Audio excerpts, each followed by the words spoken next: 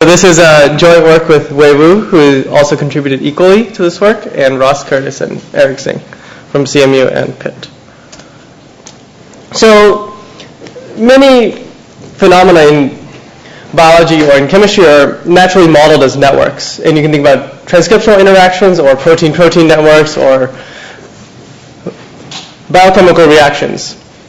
But in general, when you measure these types of interactions, like in yeast to hybrid, in protein-protein, or in microarrays, you're really only computing or measuring these steady-state interactions and recovering some sort of a static network or a static snapshot of what's going on in your process. But in reality, what's going on is something different, and it's actually evolving over time. For example, in this embryo, it's changing over time, and you can see the gene expression profiles are also changing. And so if I get microarray data at time point 1, then the underlying pathways and structure at time 1 is significantly different from the pathways and active pathways at time t. And a similar story is true in the case of stem cells, where in the case of stem cells you have a blood stem cell maybe, and it will differentiate into more specific stem cells, and eventually into red blood cells, platelets, and white blood cells. And our goal is to, based on microarray data for each cell type, to recover a network where the genes are the vertices and the edges represent the regulatory interactions or the active pathways. And one can expect that the network over here is close to the network over here, where these two cell types are close in the lineage, but maybe not so similar when they're very far apart in the lineage. And for most of the time, we're going to talk about this particular application, which is the progression and reversion of cancer cells. And here you can grow in a 3D culture S1 breast cells, which are normal breast cells. And these breast cells form a nice acinous structure, and they're very polarized, and so they all point a certain way. And then once these cells become cancerous and start to grow and proliferate, then they become amorphous and they lose their polarity and they become kind of a big glob. And then you can inhibit different signaling pathways and apply different drugs to inhibit these particular pathways to try to revert this phenotype and get different revert phenotypes, which are somewhat like the normal cells, but not all the way. Because here there's a little lumen, the donut shape, and here it doesn't exist. So, I mean, this is just a particular picture. And so here, we also want to recover networks based on data at these cell types, but we're interested in recovering the differences in similarities, like which drug is more effective or how close are these drugs to the normal S1 cell. And so in existing work, one thing you can do is you can just take all the samples that you can get and you can infer one network. And if you do that, now you've kind of removed all the differences, so I can't really compare and see how this drug was different from this drug or how close they are to S1 or different. And the other extreme is you can just estimate each network independently and just take the data for each network and estimate that independently. And that's not very good because now you're not really taking advantage of the similarities among the ones that are close together in the lineage. So you would expect that although this T4 is not normal, it still might share some things in common with the S1 that you're not taking advantage of. And moreover, the sample size is very small, so if I try to estimate this independently with only like 3 samples, I'm not going to do very well, and I somehow need to pull the samples together in a principled way. And so that's our motivation, and that's what we want to do. We want to develop a procedure that can jointly estimate all the networks in a way that can take advantage of the similarities but still expose the differences. And so our approach is going to be based on sparse regression, and we'll jointly estimate all the networks in this lineage or genealogy, and we're going to call it TREEGL or tree-guided graph LASSO. And just like in all sparse regression methods, the L1 penalty exists to enforce the sparseness. And then we're also going to have a total variation penalty, which will penalize differences among adjacent cell types in the lineage, but also allow for some sharp differences. So we can have some differences, but also take advantage of the closeness and similarities for taking advantage of the data. And so, outline first, we're just going to discuss the general sparsity and method in our particular contribution. And then we'll talk about how a particular case study of how we apply this to breast cancer progression and reversal analysis.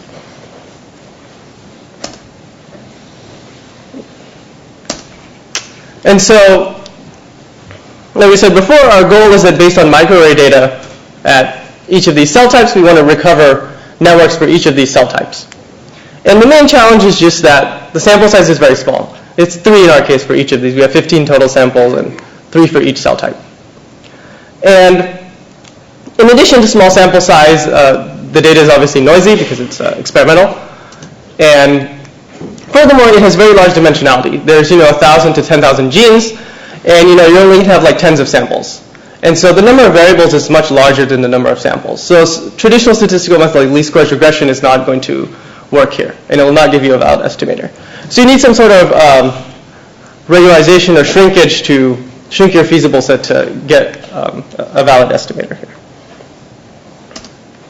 And furthermore, our problem is harder since now we've let the data be non-ID by assuming that the underlying distribution is changing throughout the lineage, and you're getting different networks. And so the common assumption people make to make this problem more tractable is sparsity. And sparsity makes sense scientifically, and you're saying basically that genes are only assumed to interface with small groups of other genes and not with every other gene.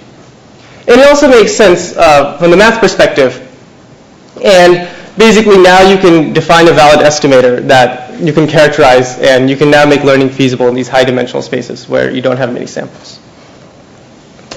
And so more technically, just consider least squares. So in least squares we have a response variable y, and this is our gene here. And we want to predict how these other genes, these covariate genes x, do well in predicting y. And these are determined by the coefficients beta. And sparsity just means that most of these betas are 0. So y is only affected by a few of the x's and not all of them. And so you can encode this into a constraint like this, where this is essentially saying that the number of non-zero betas is less than or equal to c. And the problem is that because of this indicator function, you've made the problem highly non-convex. And so there are many local optima, and this is not a very computational tractable problem to optimize. And so the standard way to relax this problem to make it convex is to do something called L1 regularization, or LASSO. And LASSO looks as follows. It still has the same objective function, like least squares. But now you've relaxed the constraint. Instead of having this indicator function here to count the number of non-zero betas, now you're just going to say we're going to sum the absolute values of the betas and have that less than c. And maybe the more common form is this form, where you essentially just put this inside the objective function. And lambda and c have a 1-to-1 correspondence. And so this is still going to enforce sparsity. And the nice little picture to show this is that is here. So let's just say we have 2 variables, x1 and x2. And so the feasible set defined by this is a diamond. And the objective function is going to have its level sets that you're trying to maximize. And so the optimal solution is going to be at one of these corners. And so that essentially means that on this corner you've set x2 to 0 and you've let x1 be non-zero. And on this corner x1 is 0 and x2 is non-zero. So you can imagine in higher dimensions you'll have some higher dimensional corners and higher dimensional polyhedron, and you'll still hit some kind of corner where some set of the variables are 0. And so now you can use the LASSO to do network learning. And you're going to estimate one neighborhood of each gene at a time. So first we'll look at this gene, the blue gene. And we want to see which other genes it's connected to, what's its neighborhood or edge set. And so we'll use this as the y variable in our LASSO, and these as the x variables. And so now the edge weights will be the betas. And since we're enforcing sparsity, you're only going to a few edges here. And so now we've recovered the neighborhood of gene 1, and we just do this for gene 2 as well, and we get its neighborhood. And we just keep going around the network 3, 4, 5, and we'll get a whole network. We can just combine all the results, and we'll have a network. And so this can only estimate one network. And sure, you can repeat the above procedure, and you can just use it. You can take the samples for each network, for each cell type, and learn each network independently. But if we only have 3 samples for each cell type, that's not going to do so well. So we want to somehow share information across the samples of these different cell types and employ a different type of shrinkage here. And so to do this, we're going to use another penalty called the total variation penalty. And so this is our original genealogy where the S1 mutates to the T4 and then to the T4 revert. And you want to estimate the neighborhood of the blue gene in this cell type, and also in these cell types. And you somehow have the intuition that when they're close together in the genealogy, they have some relation. Maybe this revert neighborhood is not completely different from this T4 neighborhood. There might be some differences, but not all that many. And so we'll just penalize the difference between the neighborhoods. So the beta of the T4, we'll subtract it from the beta of the S1. And we're going to use an L1 penalty, just like with LASSO. And so this gives our overall formulation, where this is a particular neighborhood for all the cell types, which are indexed 1 through n. And this is the residual sum of squares for all the cell types. And then this is your traditional sparsity term. And then this is the total variation penalty, which will give you sparsity of difference in some sense. You'll encourage most of the neighborhood to be the same, but still allow for some differences, just like LASSO allows for a few non-zeros. And so now we have a convex problem, and so you can use a standard convex package. For larger scale problems, there are more specialized methods that work very well and scale to hundreds of thousands of genes. And so simulation, to validate our method before we use it on real data, what we do is we randomly generate 70 graphs with the following structure. So we'll randomly choose a graph structure, and then we'll duplicate this graph structure for 10 graphs. And then at the branch point, we'll change our structure, so we can have like this kind of structure. And then we'll generate 10 more that are also the same structure, and 10 more. So we have 70 graphs, but the structure only changes at the branch points. But our algorithm doesn't know this. So our algorithm has to decide when it's running, like, how to share information over here and then allow the differences over here. And there are not too many other existing methods to compare to that do this sort of thing. So basically, we just compare with estimating one network in entirety and taking all the samples from all the cell types. And that's the green line. And then this is estimating each network independently, so not doing any sharing, and that will get you not very far. This is a precision recall curve, so top right corner is better. That means you get all the precision and all the recall. And so our method is in blue, and it performs better than the other two for practically all ranges of precision. Okay. So this is the data comes from Dr. Mina Bissell at Berkeley. And what her group has worked on is essentially growing these cells in a 3D culture. And what they do is they start with S1 cells, which are normal breast cells. And they have this nice polarized acinous shape. And then they can introduce some growth factors and make the cell cancerous and malignant, and it proliferates, and it gets very amorphous and looks like a big glob. And now what they found is that if you can alter how this group of cells interacts with their environment and inhibit certain pathways, you can phenotypically revert these into some things that are kind of normal. And depending on the pathways you inhibit, you would get different results. And so we have 3 samples of the S1 type, 3 of the T4 type, and then we have 3 groups of different inhibitors. And each inhibitor just tries to inhibit a different pathway. And then we have 3 samples of each of those. So we have 15 total samples. And so our algorithm recovers these networks. And it's hard to see actually what's going on here. So this is a little visualization technique where it's a little Go diagram where this is a particular Go group like cell proliferation, and this is another group, cellular process. And you draw an edge here or a line, and the thickness of the line corresponds to how many genes in this Go group have an edge to genes in this Go group. So if you see a very dark line, that means lots of genes here have edges to genes here in the network. And you can do this for every cell type. And so now we can look at them side by side and compare them. And so here's the S1, which is the normal breast cell. And this is the T4, or the cancerous one. And it has increased interactions with locomotion and proliferation and signaling and growth, all of which are biomarkers of cancer. And here, similarly, this is our T4, and you can compare with the revert group, MMP. And here you've seen that all the interactions have been significantly reduced. So here you had lots of proliferation and growth, and here you don't have any of those things. So it suggests that this drug is done quite well and reverted. And similarly, this is another revert. This one behaves a little differently. It's reduced locomotion, signaling, and growth, but it still has some cell proliferation going on. And similarly with the third revert, you see some reduced proliferation, signaling, and growth. So basically, you have 3 different revert types, and because they use different drugs and inhibit different pathways, you get different results and different degrees of effectiveness. And so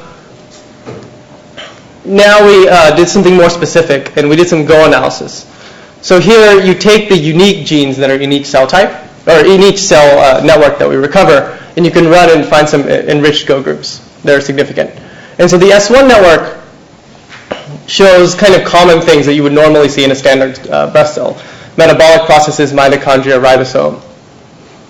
While in the T4, you see things that are very abnormal, like cell proliferation and growth factor. And also things related to blood vessel development, because cancer cells essentially spread by growing new blood vessels and spreading throughout the body.